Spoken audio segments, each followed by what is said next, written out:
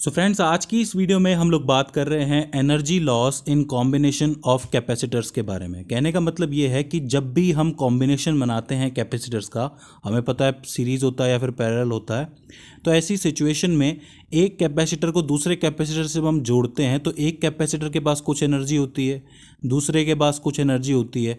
तो दोनों को जोड़ने के बाद इनके अंदर एनर्जी का लॉस होता है या नहीं होता है, ये हमें पता करना है, राइट कि भाई एनर्जी या तो बढ़ भी सकती है या फिर वो एनर्जी घट भी सकती है। और इसका ये जो डेरिवेशन है वो थोड़ा सा बड़ा ज़रूर लगता है, लेकिन अगर आप सिंपल अलजेब्रा की नॉलेज रखते हैं और एक एक स्टेप को आप समझेंगे तो ईजिली आपको समझ में आ जाएगा। तो शुरू करते हैं। तो मान लीजिए कि हमारे पास दो कैपेसिटर्स है जिनकी दो कैपेसिटेंस है C1 और C2, और इनके मान लीजिए कि दो अलग अलग पोटेंशियल भी हैं V1 और V2, राइट। दोनों की अपनी अपनी एनर्जी होगी और दोनों को हम लोगों ने जोड़ दिया है।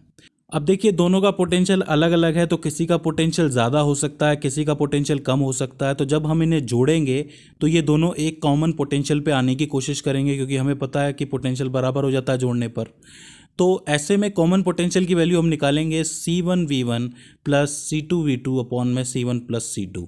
ये कॉमन पोटेंशियल निकालने का फॉर्मूला है। अब देखिए, शुरुआत में जब इन्हें जोड़ा जाएगा तो इनके पास अपनी अपनी एनर्जी होगी। तो हम क्या करेंगे कि शुरुआत में जो एनर्जी है दोनों की हम लोग इसको जोड़ देंगे, यानी कि U1 पहली बार जो एनर्जी पहले जो एनर्जी रही होगी U1 इज इक्वल्स टू में 1/2 C1V1 square plus 1/2 C2V2 square, यानी कि ये वो एनर्जीज हैं जो शुरुआत में होंगी, राइट। अब क्या होगा कि जोड़ने के बाद कितनी एनर्जी होगी हमें ये पता करना है, ठीक है। तो जोड़ने के बाद U2 इज इक्वल्स टू में 1/2, दोनों की कैपेसिटेंस जुड़ेगी। हमें पता है CE की वैल्यू आती है, अगर आपने पिछली वीडियोस देखी हो तो आपको पता होगा C1 प्लस C2 आएगा। फिर पोटेंशियल की वैल्यू आएगी, लेकिन दोनों का पोटेंशियल कॉमन हो जाएगा, तो कॉमन पोटेंशियल का फॉर्मूला हम रखेंगे C1V1 प्लस C2V2 अपॉन में C1 प्लस C2, राइट। अब हमें पता है एनर्जी होती है 1/2 CeV का स्क्वायर, राइट। तो यहाँ पर इस पूरे V का हमें स्क्वायर करना पड़ेगा, इसलिए हमें यहाँ पे स्क्वायर लिखा हुआ है। तो इसका मतलब कॉम्बिनेशन से पहले U1 एनर्जी थी और कॉम्बिनेशन के बाद U2 एनर्जी है। अब हमें पता करना है कि एनर्जी का लॉस हुआ कि गेन हुआ। तो हम क्या करेंगे, इस पहली एनर्जी में से इस दूसरी एनर्जी को माइनस कर देंगे। अब ज़रा ध्यान से सोचिए कि अगर पहली एनर्जी की वैल्यू दूसरी एनर्जी से ज़्यादा है तो वैल्यू पॉजिटिव में निकल के आएगी, राइट। यानी कि दूसरी एनर्जी कम है, यानी कि कुछ एनर्जी का लॉस हो गया है।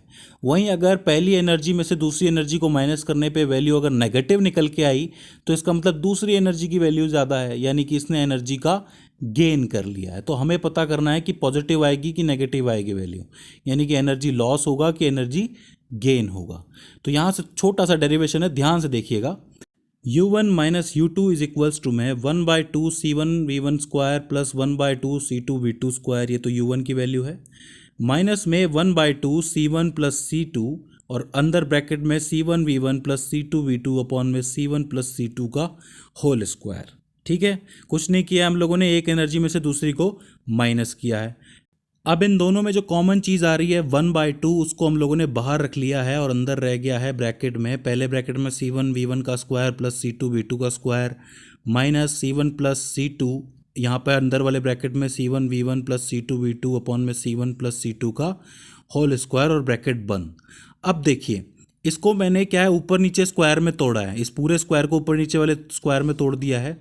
यहाँ पे C1 प्लस C2 से C1 प्लस C2 का स्क्वायर कैंसिल आउट हो जाएगा और अंदर बचेगा यहाँ पर C1V1 का स्क्वायर प्लस C2V2 का स्क्वायर, यहाँ पे C1V1 प्लस C2V2 का होल स्क्वायर अपॉन में C1 प्लस C2। अब देखिए, यहाँ पर C1 प्लस C2 का हम लोग ले लेंगे LCM, राइट।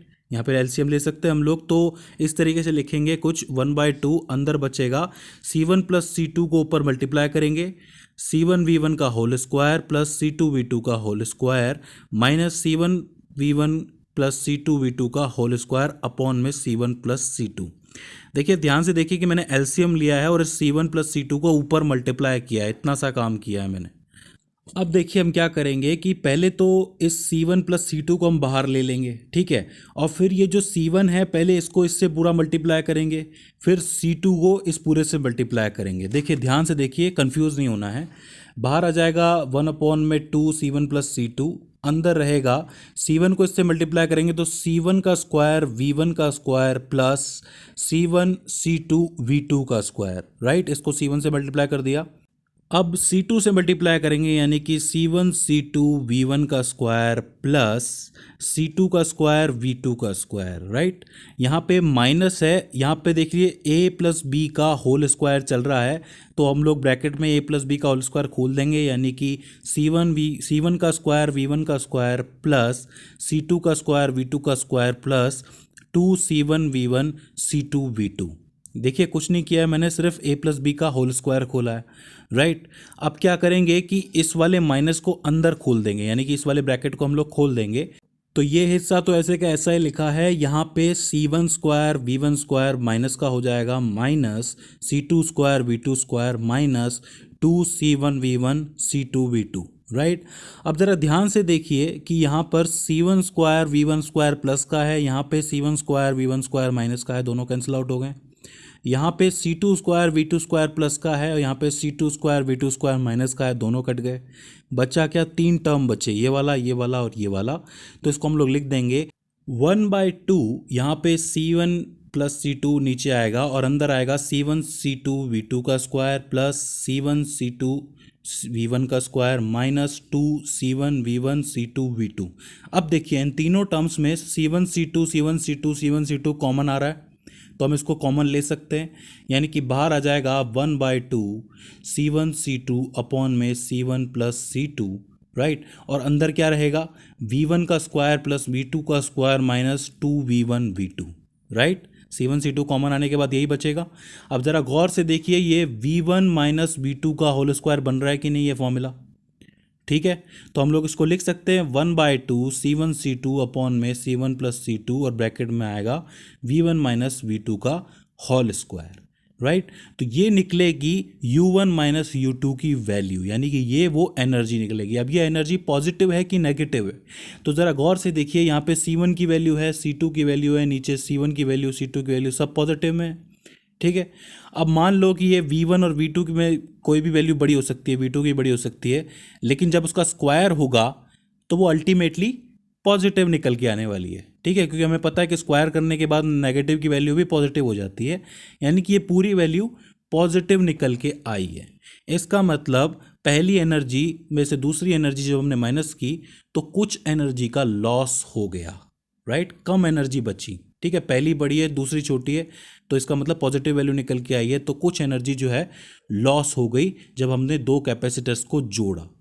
अब इसका मतलब ये नहीं है कि एनर्जी कंजर्वेशन का लॉ टूट गया कि जितनी एनर्जी होती है उतनी एनर्जी नहीं हुई, वो एनर्जी हीट के रूप में निकल गई और अब वो कैपेसिटर के किसी काम की नहीं है। आपको पता है कि जब भी इलेक्ट्रिकल इक्विपमेंट हम लोग जलाते हैं यानी कि ऑन करते हैं तो क्या होता है कि कुछ हीट एनर्जी निकलती है बाहर, राइट। तो वो एनर्जी लॉस है एक तरीके का। तो देखिए ये था एनर्जी लॉस को कैलकुलेट करने का डेरिवेशन। आई होप आपको समझ में आया हो। इसमें ज़्यादा कुछ भी नहीं है, पहले हमने पहली एनर्जी निकाली फिर दूसरी निकाली, दोनों को माइनस किया, सिंपल मल्टीप्लिकेशन किया और a प्लस बी का होल स्क्वायर खोला, फिर जो चीज़ें कैंसिल आउट हुई, जो चीज़ें कॉमन आई उनको ले लिया और ये वैल्यू निकल के आई।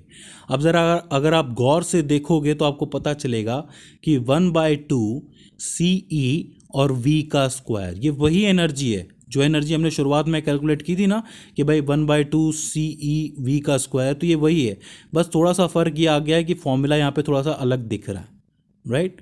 तो ये है वो energy loss. So friends, I hope आपको ये टॉपिक समझ में आया हो, ये डेरिवेशन समझ में आया हो। इसके बाद भी इसके अंदर आपको कोई कन्फ्यूज़न आता है, कोई क्वेश्चन आता है, कोई क्वेरी आती है या फिर हमसे कोई गलती हो जाती है तो नीचे कमेंट सेक्शन में आप हमें बता सकते हैं। सो फ्रेंड्स, आज की इस वीडियो के अंदर बस इतना ही। See you in the next one.